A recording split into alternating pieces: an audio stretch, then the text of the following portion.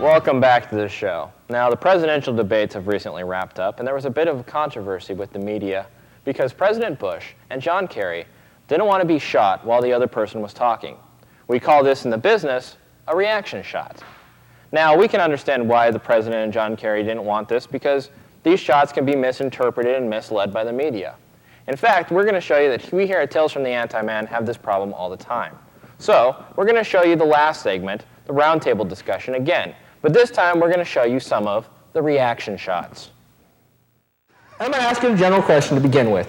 Should we worry about other world problems? Should we go out and solve these other problems when we have problems of our own? This is the great moral dilemma, because I seem to find myself coming back to this from time to time. I don't always fully understand why it's our concern that other countries are being oppressed. Well, I think it's the same, I agree with him, only I do know because stability in other countries helps us out. Like when we went back and rebuilt Japan, and we haven't been attacked and they've been a stable government, and it's stable governments help America, and I guess helps America make money. Well, they say that we're a society of if you have the experience, or if you have the intelligence, you will move up, so it doesn't matter if they waste all this money on schooling or make everything better, because if you have the intelligence, you will find a way to do it. Nowadays, we live in a world economy, and so when other countries don't have a good economy, our economy doesn't do well. No, I think one of the things here is when America feels threatened, I think maybe it's our right, or it's our duty to go in and actually take care of business.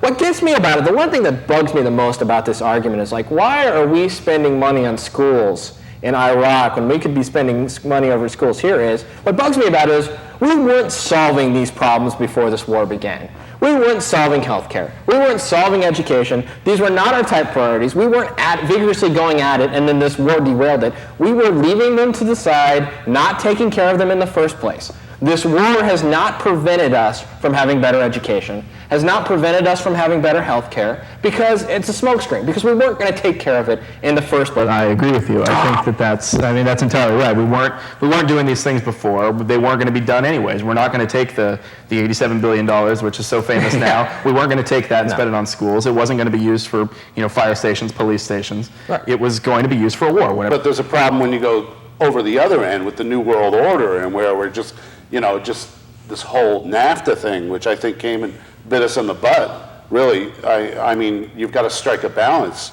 We can't be everything to everybody either. But I mean, NAFTA wasn't I don't know what your problem is with NAFTA, but NAFTA was a beneficial thing for us. I mean, people keep saying that, it was the evil thing, but that's not what created outsourcing, all this other stuff. NAFTA was just basically allowed stuff to go easier between Canada and Mexico. All right, we'll be back in a second for more Tales from the Anti-Man and Meatballs.